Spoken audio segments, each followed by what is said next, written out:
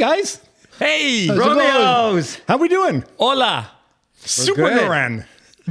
Yes, Yes. The sequel. the sequel. Let's start by welcoming back our viewers and listeners. Hey, welcome back. Glad you could join us once again. Yeah. Why do you say that? Like and subscribe, God damn it. Thank you, Noran. Noran is so kind and gentle. Yeah, Yes. So Very charming. sweet. so religious too. Well, he invokes the Lord's name often enough. Anyway. Fucker. Okay. We're Anyway, worth so the free yes, subscription. yes. Thank you for joining us. Glad to have you aboard Yep. once again. What are we talking about? Guys, let's talk about the rise and fall of DEI. What does DEI stand for? Aki? Diversity, engagement, inclusion. I think it stands for didn't earn it yet. Diversity, engagement, inclusion. No, Engagement? no. Equity. Aki. Oh, equity. Oh, well, that's embarrassing. Yeah. That's pretty embarrassing. That's pretty embarrassing. From the Equity. lip tart. Very, very, I think it stands for didn't earn it. very embarrassing. But let's edit that. Cut, So Aki will not be getting us cut, started. Cut. No. There's no cutting. There's no cutting. Cut. Yeah. No editing. We are no all cutting. uncut, people. Well, equity Oh my is gosh, engagement. Speak for yourself. Equity is I engagement. just did. Diversity, equity, and inclusion. There you go. Perfect. Okay. The rise and fall of DEI. Yes. Dominic. Yes. Dominic, I know you have strong opinions yes, on this I do. topic. He's the D in DEI. There you go. I know you're itching to talk about the fall of DEI, but start by talking about the rise. What Yeah. led to it? I think and then you can have fun talking Honestly, about I think the idea at the base was a good idea. it had merit. Excellent. It had merit. However, Why did it have merit, Dominic? well, I understand, you have to give equal opportunities to everybody. Well, not everybody, but, to groups, certain groups. Concept of fairness. Fairness. Yep. However, life doesn't work that way. It doesn't. No, it doesn't. You're saying life is not fair. Life is not fair. And you have to deal with that. Survival of the So fittest. if I'm going into surgery, and the last thing I want to hear is not, you've got the best transgender surgeon available. No, what do you want to hear? Or you've got the best surgeon available. And if he or she happens to be transgender, so be it. Still the best surgeon. Perfect. Okay. Exactly. What? He put it in terms that everyone can understand and relate to. I agree with him. But I'm just laughing my ass off at the way he did it. Well, I mean, look, at the base, I can understand why the idea, was first, put in place. Okay, But so it- affirmative action. Yeah, but it doesn't work. Does not work. Okay. And why doesn't it work? Because everything that's easy gets abused. It's as simple as that. Okay, and so it's How is simple it? as How is DEI making things easy? that. It makes it easy for people who don't deserve it to get positions that they don't deserve. In other words, it stops being a meritocracy. Exactly. But That's the idea. that argument can you can apply it right across the board. What do you mean? What do you mean by that? It's not just a DEI argument. I mean, there's all sorts of examples where people in normal settings. Yeah. Okay, but they- Aki, let's not miss the point. Yeah, that's it. What I hear Dominic saying is that at the core, at the root, the ideals behind DEI, To give everyone a fair shot. to be fair, are worthy of consideration. But in the execution of DEI, what happened is that meritocracy got thrown to the side. I'm not sure And about individuals were given opportunities not based on merit, but because they fit some criteria that were outlined in DEI initiatives. That's all he's saying. Okay. Yeah. Okay. That's, Totally agree. I think So I'm 132nd Cherokee or Apache or something. So therefore, I should get this thing because I'm ethnically diverse. Yes. Stuff like that. Guys- so when people took it to the wrong place. right. right? That's what we're saying, and I no, think we can look, all agree of about course, that. Of course, there's been some of that, of course. But in general, all I'm saying is that that's the way life works. We have, these lapses, and people, people with merit aren't recognized right across the board. Okay. It's not even if you didn't have DEI, you think we wouldn't be having this conversation? You think we wouldn't be even before DEI? We didn't have incompetent people in positions that they weren't qualified for. That's sad. You're missing the point. Is it more now? Is it more pronounced now? Is that what you're saying? Well, okay, so you have a point. Thank you. Sorry, what is his point? Yeah, that's it. His point is we had idiots in places that they shouldn't be before DEI. Yeah, They're qualified. and We we always will, have people. and we will afterwards. So, Yeah, but now we have more. right. So you can both be I don't see right, it. and I think the fact is, yeah, you have a point. Yes, we have people. Meritocracy doesn't always work, Exactly. whether DEI is there or not. Exactly. It works overwhelmingly.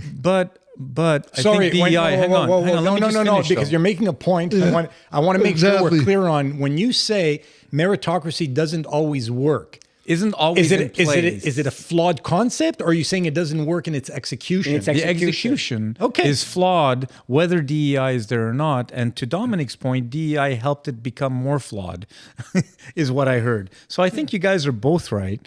So maybe to your point, you don't want to throw the baby out with the bathwater. Thank you. And maybe do these things in a better way. But to Dominic's point, and maybe to your point as well, we have something called human nature. And human nature, when someone finds an angle that they can pursue to get a step ahead, they will. And DEI just gave certain people an avenue to cheat and get into places they didn't belong. And that's why I think both of you are correct. I wouldn't even go to use the word cheat. Just a red carpet without the merit. Well, but certain people also cheated, knowing that they could portray themselves like what was it, Dolazar, who said, Yeah, that's the exception. I think most people that benefit from DEI did not cheat. They just benefited Okay. unfairly. Okay. So What I'm just curious. Do you guys have an opinion? Because I don't think any of us are equipped with facts at this stage. What percentage of the population was DEI intended to address? well, by definition, a small percentage. No, Small being what? no. Diversity. Well, the whole idea of diversity is you're not part of the white Exactly. majority. So that's a huge Okay. parcel. That's what, 15%, 20% of the More than that, population in because, the U.S. The blacks, the Latinos, Yeah. the handicapped. 25%. I mean, it can't be more than that. So I think in many jurisdictions, specifically in Western civilization, there are laws against things like racism, Discrimination right? laws. Discrimination, and so on. So if those laws are appropriately applied and enforced, why do we have the need to introduce initiatives that are aimed at addressing? Well, it was systemic racism and the systemic issues that were, I think, trying to get resolved by affirmative action, for example. Some of the stuff. Is DEI affirmative action? Well, I think it's an It's in that family. evolution of. It's in that family. It's an evolution of affirmative action. So one of the things I struggle with at times is why do we feel the need to introduce new initiatives rather than focusing on improving the ones that are already in place? Guilt. Wait a minute. Don't the two go hand in hand? Not necessarily. No, I think it was just a rebranding. I haven't heard anyone, for instance, over the last months or few years, talk about the need to do away with discriminatory or anti-discriminatory laws and so on. But there's a whole lot of noise around getting rid of DEI. It's like it's the same thing as people lamenting the fact that women aren't in the C-suite and we don't have enough women in on boards.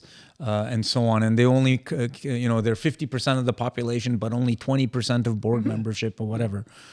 And to me, that, again, personally, I think that's full of shit, because in the end, it has to be based on meritocracy. It should be. But To answer Pat's question, it's to bring it to a number, because that's easier to evaluate. Like Doran said, let's say African Americans represent 20%. now Target can say, I've got 20% of my employees are African American. Okay, but Or 25. So, I mean, that's it's a little more it's a little more nuanced than that. I mean, you gave the example of Target. If I have a store, let's say in a majority Latino or African American neighborhood, what's wrong with me as a business? In order to really relate with my customers, why not have good representation of those communities in that store, that's going to be a natural so they can help me with my process. merchandising, my marketing, my communications. What's wrong with that as a business proposal? I'll tell you what's wrong with it. From my issue, there's too much involvement from some authority figure to dictate to businesses how they should operate. Exactly. So, logic to me suggests that if I open a business in a community that has a certain representation, I would do well to hire accordingly. Exactly. Hey. It's up to me as a business person. Yeah. But if I do that, then,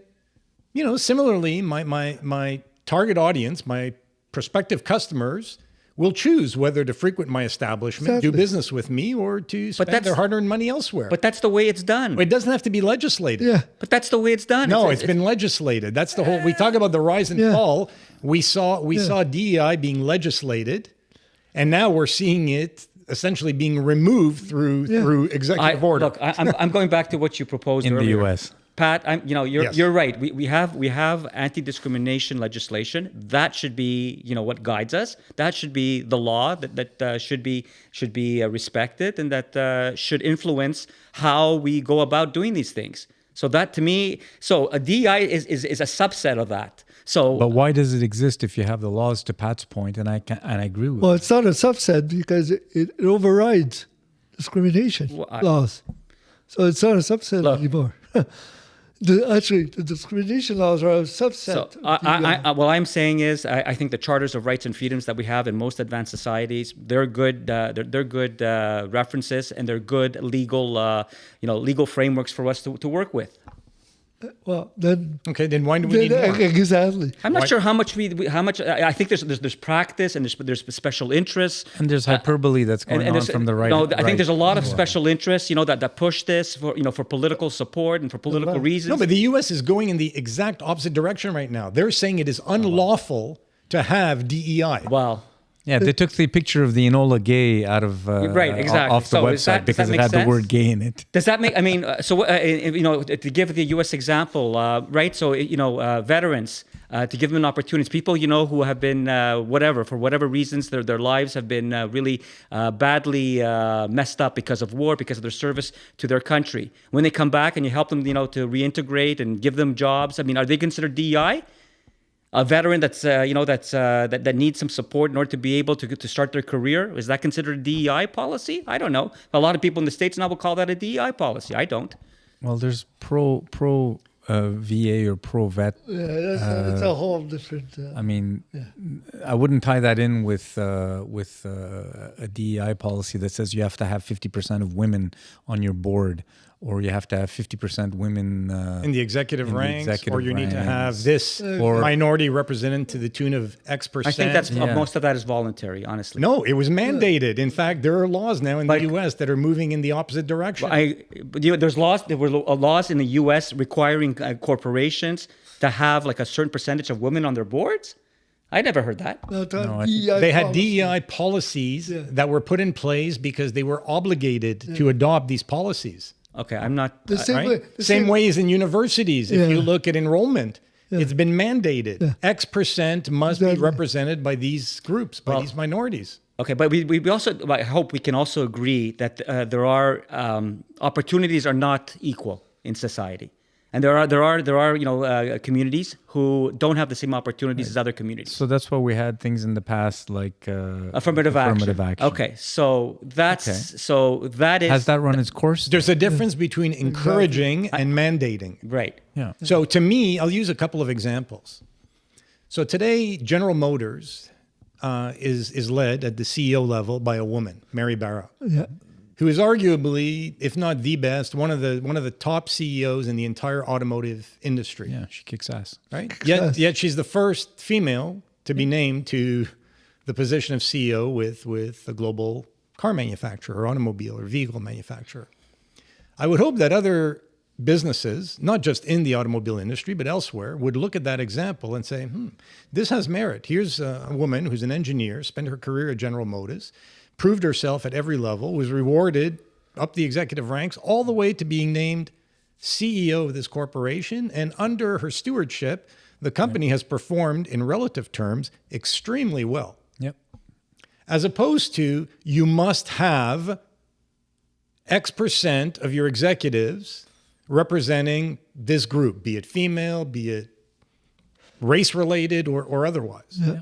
Right? Well, that's the meritocracy. PepsiCo, a couple of CEOs ago, had a female CEO of Indian background. I remember. Heritage. Yeah.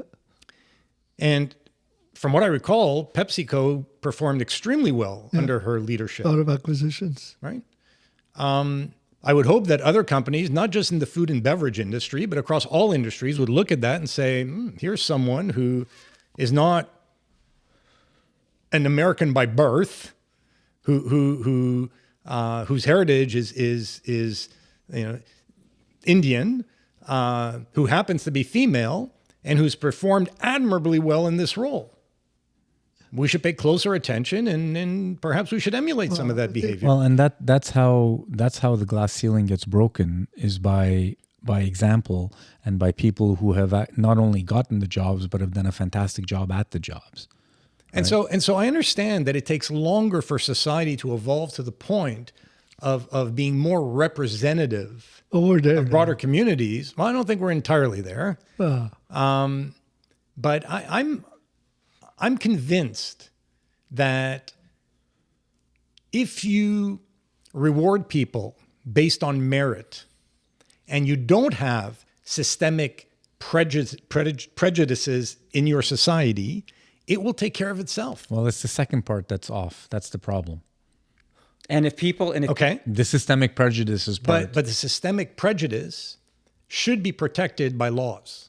Correct, but that doesn't mean that people don't harbor those feelings and they That's don't human hire. nature. There's nothing you can do. Yeah. Well, see, you said there's nothing you can do. Well, one of the things that people tried to do was the DEI part in order to go around the human nature part. It doesn't change feelings. It didn't change feelings and it didn't work. It doesn't change feelings. My point is, the only way that's going to change, the only thing that's going to change beliefs is education over time. Yeah, it's going to take time. Absolutely. And we're seeing that in the sense that there are more women in executive ranks.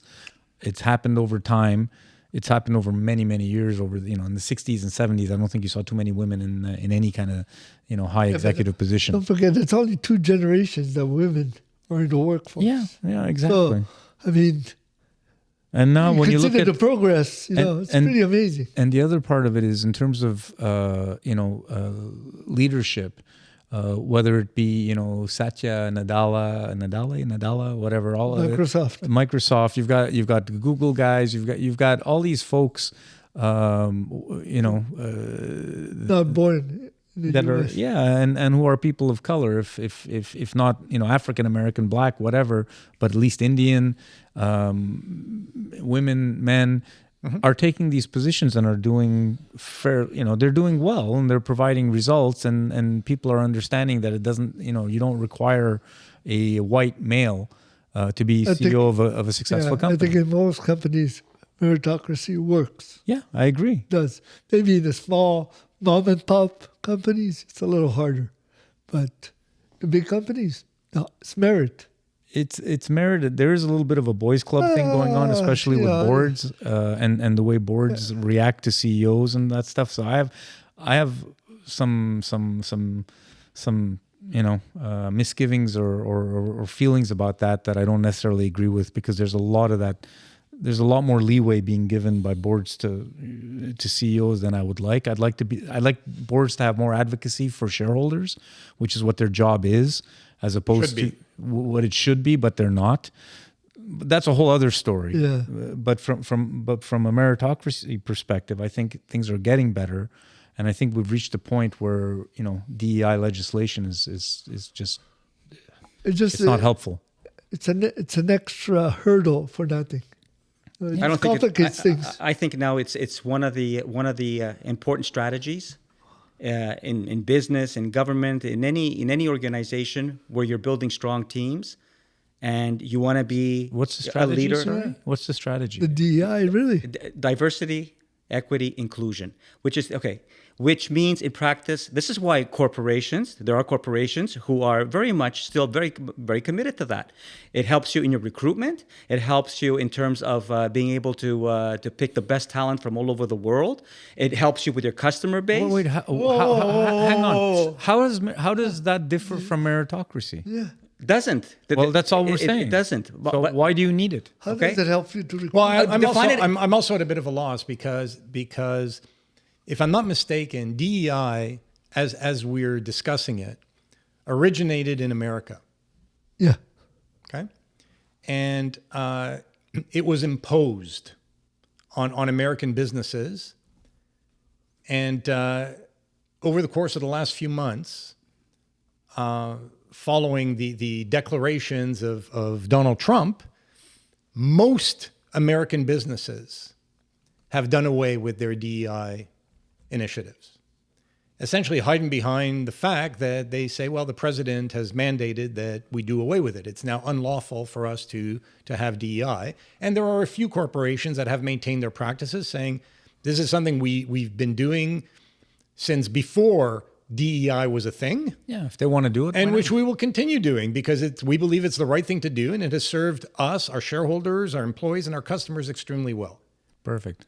Perfect. I think that's fine. That's perfectly fine. I agree. Yeah, as long as it's not legislated and Yeah. I rammed think that- down the throat of a corporation. I think now it has. I think now it's gone beyond the legislation and the regulation phase. I think now it's just good management sense to build strong teams, to create opportunities, to mentor your people, to have some diversity on your boards, and make, different What communities. does diversity mean on your boards? I don't understand It what that means- even means. It means maybe if you're a global player, maybe having representation from the different countries where you have operations. Okay, well, why should that be mandated though? I'm not saying that just- mandated. that I think could make- we've agreed that Okay. we've moved on to another phase. And I so- think the good news is that there's a lot of companies, a lot of leaders Yeah, who now believe it's just basic good management. To create like a to have different voices on your board, to and have different backgrounds. opportunities for your people. To have opportunities for your people as well. To have good training I don't know. and I good don't mentorship. know. I don't know if there are more or there are fewer. What I know is that people who hold that belief or hold those beliefs existed before the term DEI was coined Yeah. and continue to hold those beliefs. I also know that there are organizations and individuals in leadership roles who cringed when DEI was introduced and who are relieved that it is no longer Yes. applicable to their businesses. Call it so what they're doing, I guess, Pat, is I would say in practice, smart, good, competent leaders, as I said, they try to build their organization, in the most modern and in the most effective way they can. So maybe those people that cringed, they cringed, around the dogma and the legislative regulation and enforcement. But in practice, being, pragmatic business people and pragmatic leaders, they make sure their organizations are well connected with their communities, with their customers, that they have a diverse, pool of talent to develop within the company, and that all is in the company's advantage. What's a diverse pool of talent versus a pool of talent? Again, it could be from different regions. It could be more women. It could be minorities. So I think I just want a pool of talent. I want so- the best. okay, so it's fine. That's fine. no, but Best talent. here's the distinction. Here's the distinction. So and I may be misinterpreting what certain terms mean, but to me meritocracy is blind to gender, Exactly. is blind to race, Yes. is blind to any of the elements that are necessary for some people to talk about diversity, to talk about equity, and to talk about inclusion. That's why it's a pool of talent. That's all. Race, sexual orientation, gender. Okay. Those things don't enter into the equation if we're talking purely meritocracy. Are you good at your job? Okay. No, are you the best available talent Yeah. For this position. for this position? Exactly. In a true meritocracy, nothing else matters. Yeah. No ageism, none of that. No, me- who's your uncle? Let me add one more thing. DEI sort of, how can I put it, goes against people with talent, or it puts those people at a second level. Because let's say a white Caucasian man versus maybe an African American, equal talent, the African American will get the job because of DEI. Possibly. So I think, it's at the end, it does the same thing, but in reverse. But the same thing has happened through many college or university admission processes. Yeah. You may have two individuals who are of equal potential, but favor is given to one who somehow fits a profile that is deemed to be underprivileged or underrepresented. But Asians took a university to court because they had better scores than, let's say, African Americans, and they were refused. But what is meritocracy based on? I'm laughing because we're kind of arguing that the poor white guy doesn't get a break. That's what it is. Well, this is now you're going into Trump land. I would not argue that. We're going to Trump land. Well, but that's it. Like so. I mean, guys. Okay, hang on. Let me just. Sorry. Talk this through. It was just an example. Well, I know, but you know what? This is what makes. This is why everyone has a bit of a point on all of these things. Is because at a certain point, right, when everything was very good for white guys like us being able to get all have access to all of these positions, everything was fine. Now, because of of different programs, DEI, affirmative action, all this other stuff, we've come to a point where we're kind of laughing at it and saying, "Oh, we don't need this anymore," because it's been normalized that people, Black, Hispanic, Asian, women, men, whatever, do have these positions. So now we've seen it, it's been normalized, and I think we all recognize, we don't really need this anymore because meritocracy is kind of happening. But 20, 30 years ago, holy shit, it was all white dudes like us, and DEI was not 20, 30 years. No, affirmative action was, and that was kind of so. Yes, like and you mentioned it too. Where all of this stuff started was at a good spot. Yeah. I think society. Maybe we're just arguing that society has gotten so much better that we don't need this shit anymore because it's been normalized. Women do have good jobs, and people of color are leading companies. And the point I was making is that DEI now discriminates against another group. I know that's why I was laughing. But I think the people who are staunch defenders of DEI would argue that while what you just said is true, we have made progress, that we're still not where we need to be. Well, we're not ever going to get to 50%. And in the absence of such programs or initiatives, we're not going to get there, or we're not going to get there as quickly as we otherwise would. Well, then what I would answer to that is screw you. I don't care what your timetable and agenda is. From a societal perspective, look, we've normalized it. We're at a point where we're saying poor white guys now, which again, I think that's laughable for sure. That's it. But that's what I was hearing as arguments around this table at a certain point. I'm just suggesting. No, but I think part of what's behind Dominic's example or point it wasn't only is this whole notion There's a paradox there. This whole idea of white privilege. Yeah. That we somehow, when I say we, that whites or white males in particular should be walking around with a guilty sign tattooed to their foreheads. No, it's like it's the way in which certain societies have evolved. It doesn't make it right. It's how they've evolved. Yeah, but we've further evolved now. That's my point. Hopefully we continue to evolve. And we will, exactly, because we now have visual affirmation that it's not the end of the world if a woman is running GM. And by the way, she's doing a better job than anyone else before her, right?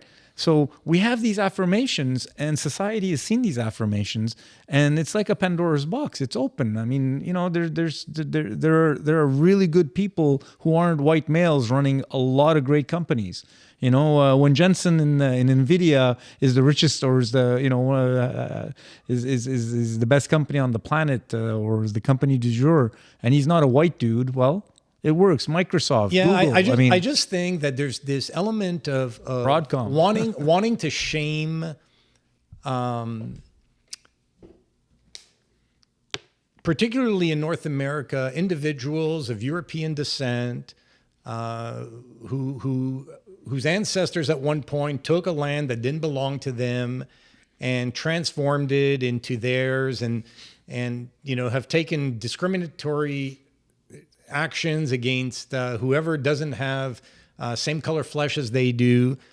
And there are all kinds of things we as a predominantly white society should be doing to ask for forgiveness and to reconciliation. And at some point, there are people who are saying enough already. Like what's with this guilt? And to me, there's an element of DEI that fits that narrative. Yeah, I agree with you 100%. That's why. But there's some validity. But we're to that. past that. But what is? Oh, no, let him speak. What is the validity? Explain. Okay, so when we talk about, let's go back to our basic concept, the idea of meritocracy, right? Which is built around, certainly a person's intelligence, a person's education, experience. Any person's. Any person's, right? But there's a lot of people in our communities, who don't have access to the proper educational opportunities, who are very intelligent. But fix that problem. That's right. That's what I'm saying. And this is the way I see it. This is where it starts. So it starts into this, making sure that meritocracy club is all inclusive. Let's start there. But how do you start? How do you address by affirmative action in universities? For example. Part of it. That is part of it. That's how all this stuff started. That's part of it. And for First Nations and reconciliation. Don't get me started on that. No, let him finish his thought, and then you can get started. I mean, you cannot dismiss. You cannot dismiss. The centuries of oppression.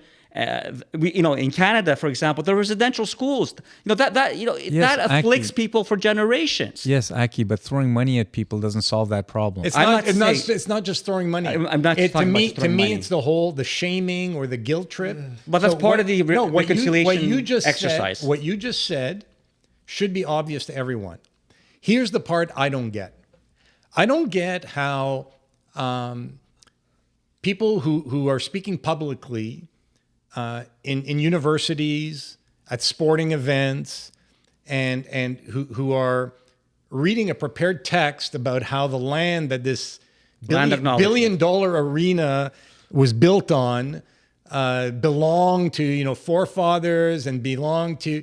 I don't see what that's repairing. I don't see how that's helping to ease the pain or undo the damage that was done. It's hypocrisy. It's full hypocrisy. There's nothing sincere or deep about the meaning of those ceremonies, in my view. What people do with those ceremonies, that's their business. But as a society, to have recognition and civility, I think, and education. But Aki, what does that do? Changed? What does it what change? Is it doing? It hopefully, I mean, in some way, it makes us more conscious. No, you know what it does? It supposedly lessens the guilt. No, I think it's about, consciousness. I put up this multi-billion-dollar palace on a land that my ancestors stole from the natives. Put that on the jumbo screen with the guy. And everybody's going to feel better. Most of us. Sorry, can I? Okay, none of us really have any connection with First Nations and Indigenous peoples, and that's just the way society is, right? So I went out with one. Okay, we can talk about that. Congratulations. So to have as a society sometimes in a land of knowledge. That was his personal DEI initiative. So all I'm saying is yes. Given what does it mean then for First Nations if there's never going to be anything said about their culture, about there's no conversation Aki, you familiar whatsoever. with the expression "talk is cheap"? I agree, but it's both things. You have to. It's to raise consciousness. Do something that has real meaning and that's going to lead to impactful change. But not empty words scripted by whomever and writing billion-dollar checks, being read aloud. Raising consciousness. What policy. What does it change? So Aki, may I suggest something finally? Consciousness. So I think it's hot air and is meaningless.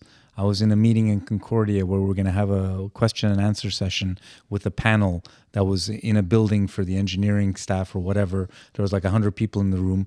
And before the meeting got started, he read that, And how long did it take? That's not the point. That's not the point. Well, nobody in that room gave a flying fuck, and it did not change anything. The indigenous people of Montreal and Quebec did not all of a sudden have a better night's sleep over what just happened. Okay. It's bullshit, hot air, meaningless drivel that becomes part of the reason why the pendulum swung from so far left to so far right, because this was just one other thing that people said, oh my God, what the fuck are we doing? Now let's leave the other side for a second. If you're talking about indigenous people and reconciliation, I think what you need to do is you need to start by looking at their communities and supporting people in their communities, not writing blank checks of billions of dollars and throwing it over the fence and saying, hey, here's another 10, 20 billion dollars. Have fun, go at it and help yourselves. Okay. That's not the way it works. If you want to deal with people, go into the community and fix the community. If there's no way that community can live on its own because it chooses to live in a remote part of the country but wants to have Amazon daily delivery and Walmart-like services in a town that's like 500 miles from the closest road, then I'm sorry, but you've chosen to live there. And if you've chosen to live there as an indigenous person, God bless you. That's great. Live off the land like your ancestors did. Don't expect to have the same life and the same quality of life as someone who's living in Montreal or Quebec City when you're living in a hut in the forest someplace. Okay? There's expectations that have to be set. If you need these communities to be doing better, don't expect their lifestyle to be as good as as someone who's living in a modern city when you're living in the middle of nowhere. Okay, are they entitled to have the same schools as any other community in the country? Once again, if you decide as a community to live in a place that cannot be reachable or has difficulties that is not viable, right, besides living like they did 200 years ago, right, which, by the way, again, if that's your choice, if you want to live in that way, that's fine. But don't expect the state to now provide you healthcare services as if you live in a large city. So you're not part of the country. You need to be self-sufficient. If you want to live in remote villages, if you want to live in remote places, if you want to continue hunting and fishing like you did as your ancestors did, fantastic. I think that's amazing. I think that's amazing for folks to do that. But don't expect Canada or the state to now somehow subsidize you and make sure you've got a 40-inch screen or an 80-inch screen along with internet service and everything else. Now you're going into all sorts of caricature. Okay, number one, you don't expect. Tell me where I'm wrong. Okay, it has nothing to do with big screen TVs, and I don't understand what you're describing there. But are you a citizen of a country or are you not? Again, that's questionable that's because citizen of which country? You can be a citizen of a country, but you have a right to some level of self-rule. Yeah, exactly. Creating your own community, which operates within a broader community, but has a level of autonomy. Yeah. Don't pay tax. We are. So different tax laws, different language laws may apply. We are a northern country. We are a multicultural country with different communities. Some of our founding communities are First Nation communities. Okay. Their life is they choose. Yes, they're entitled. They choose exactly. But they are still a part of our society, and society still has to make sure that those communities are just as well served as any other community. Not all the same. Well, yes, they do. I'm sorry. Then you don't have a country, guys. Wait a second. Yeah, you do. Two things can be true at the same time. They can reside within the country, but not be subject to all the same laws or regulations as the rest of and have the same services in a place where you can't reach. How are you going to provide even mail services? Do you know how much it costs to provide even rudimentary mail services to folks? It's not even the point of mail services. Let's talk about where a community, for a variety of legitimate reasons, requests a degree of autonomy in how they govern themselves. Exactly, and that's fine. And that the government that caters to the rest of the country decides to accord them a certain level of autonomy and independence. Or they have their own council, their elders, whatever. Then it's a negotiated agreement. You can't say, I'm not paying taxes, but I expect all of these services to be provided. Well, these services are being provided because people are paying taxes. So we respect your right to self-govern or to live independently. Yeah. But if you're not contributing to the kitty, we can't provide these services to you. I think that's perfectly reasonable. Okay, so you cannot provide schools for them. Again, to me, it's or hospitals. It's a negotiation. If we agree that you have a right to some level of independence or autonomy from the rest of society, then let's negotiate and agree on the terms and conditions that go along with that as well. There are treaty agreements. This is how Aki, this is done through treaty agreement. If you decide as a community that you want to live off hunting and fishing, off the grid, in remote areas, then again, there's nothing wrong with that decision. Okay. People are people. They want to live. The Eskimos are different. The Inuit are different, are a different breed. They're a lot more autonomous, I think, than some of the more southern neighbors and so on. So if they want to live in that type of environment, that's great. But you also have to accept what that environment means to you. And the autonomy that you have to actually be autonomous. You can't now all of a sudden say, "Yeah, I want to live up here, but I want to have fuel, fuel depots, so I can get my Ford F-250s filled up with diesel, so I can drive around up here and have my snowmobiles and all." Right?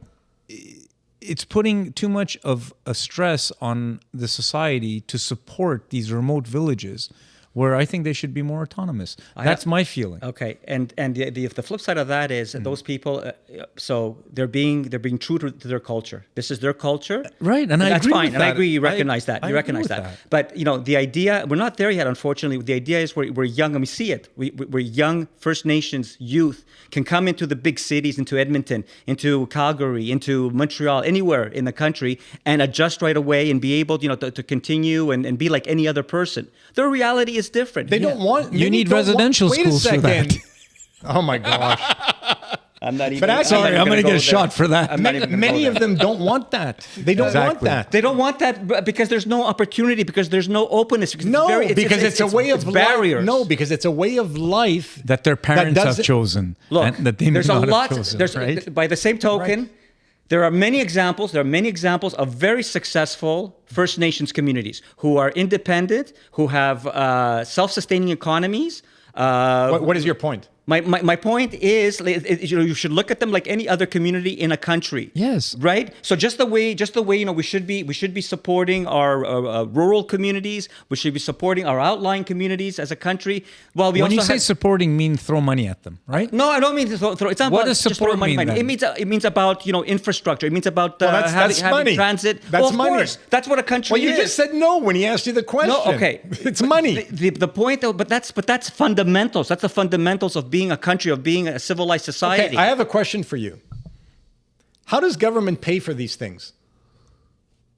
Okay, Pat. Yes, we pay through taxes. Okay, fine. There's also court judgments that recognize the violated rights of a lot of these first communities, and that Canada as a country has an obligation to correct those injustices by throwing money at them, by ensuring certain level of services. That is part of our law. Are we clear on what those services are? We are public services.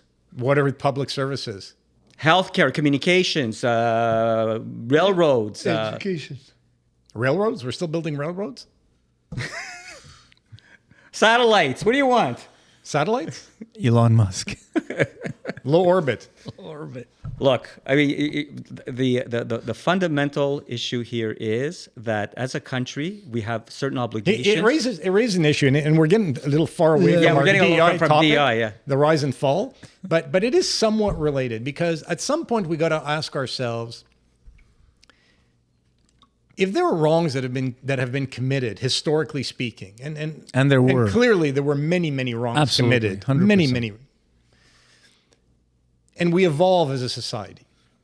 And when we evolve, it doesn't mean that every decision we make is going to be made on a timely basis, that it's going to extend as far as it should ideally extend, and so on and so forth.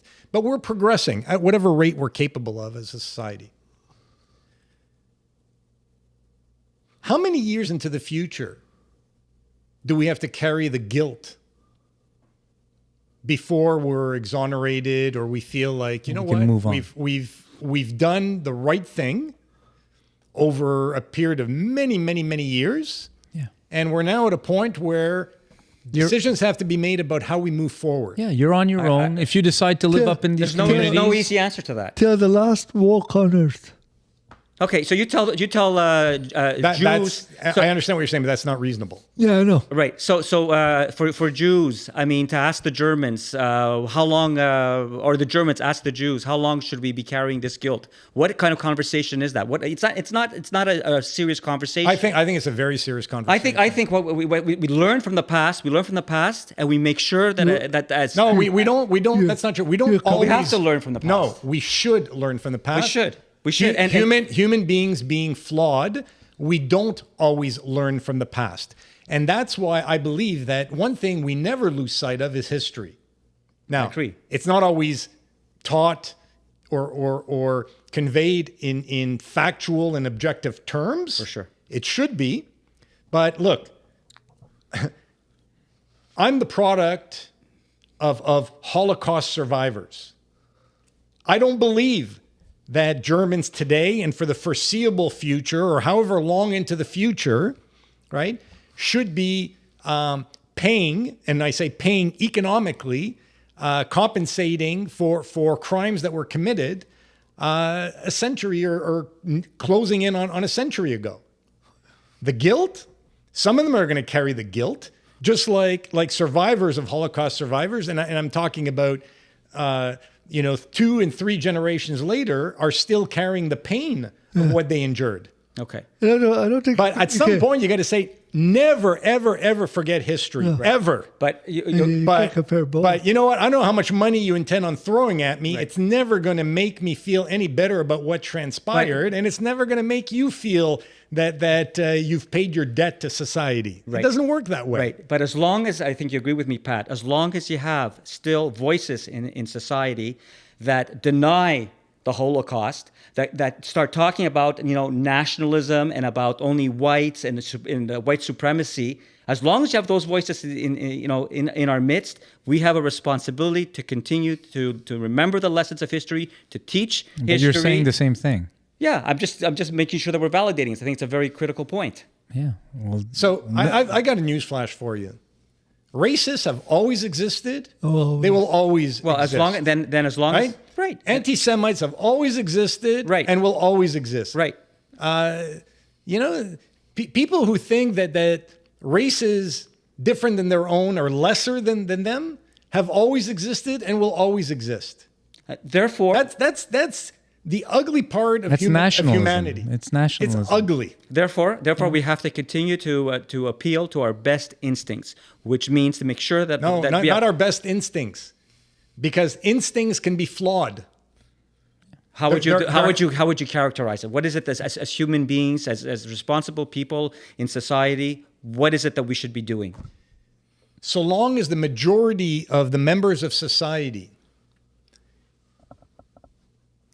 can determine right from wrong, have a sense, a belief system that reflects what the values that are in the best interest of humanity, then we're on the right path. But the moment we see, and we always will see, but the moment we see that we're witnessing the majority of society believing that intolerance and racism and all these ugly character traits are actually okay, or society should be okay with them, that's when we're in trouble. I know, but you can't, Because we're deep enough today, and I would argue that only the minority of people feel that way. Right. But you can't wait for it to reach that level. This is constant work to be vigilant and to make sure that we have the right laws. So, Pat, did you just make an argument for DEI?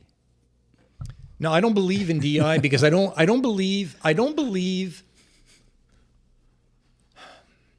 Some mandates are necessary in society, Okay. but we've gone overboard over the course of the last, I'd say, 10, maybe 15 years. And that's the pendulum thing. The pendulum thing, and I think that Dominic, and I don't want to misquote you, but talks about, the woke movement. All these movements or initiatives that are to appease the 10% or less of society that has very strong feelings in a certain way. To me, they have every right to express those feelings or their anger or frustration with how the system is unjust or unfair. Mm-hmm. But we as a broader society have got to stop either enacting, putting into law, or mandating things that should be addressed just because they are in the best interest of society. If they are in the best interest of society, we will figure it out. You don't have to mandate it or introduce a law to that effect. But you need a framework. Well, like meritocracy. Yes, look, and I think you and I grew up in industries that were new enough, and at least the one I was part of was new enough, that there was no ageism. Meaning, regardless of how experienced you were in the workforce, the number of years you would have spent in the industry I grew up in were insignificant because it was a brand new industry. Yeah. If you were good, you were good. And so I loved it because I saw young people, right? And I'm saying people in their 20s, given opportunities that in more mature industries, they would have never been given until they reached their late 30s or early 40s, just because, they hadn't paid their dues. Exactly. Which is such bullshit. The industry I was part of said, you know what? I don't care how old you are. You appear to be more capable than all these other people. Therefore, we're going to give you the opportunity. Yeah. I think that's how society should work. It's meritocracy. Similarly, I'm blind to, I don't care what color your skin is. I don't care what your religious beliefs are. What I care about is your competency profile and your work ethic in relation to the opportunity that we need to address. Good luck with that these days.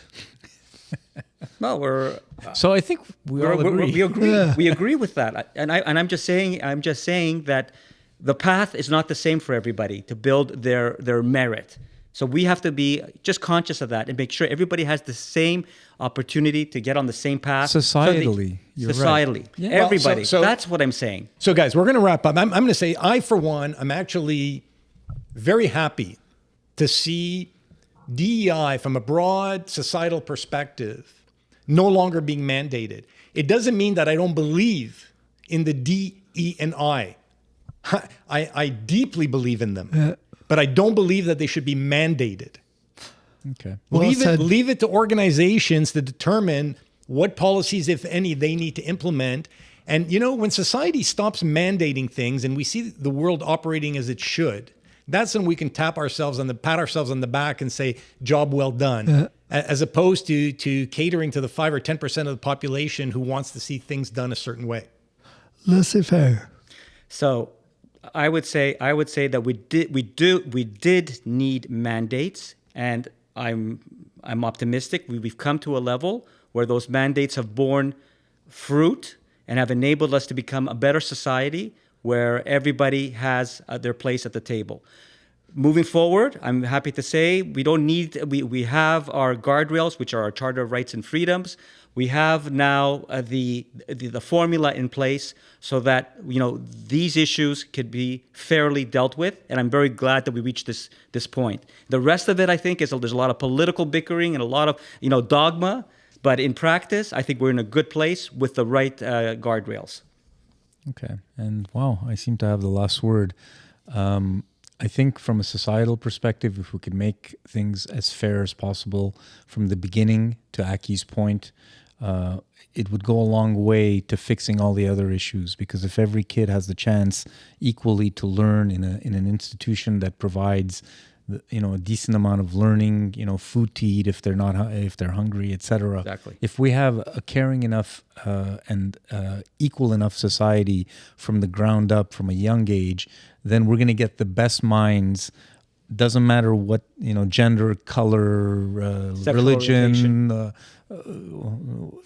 Sexual orientation in that list?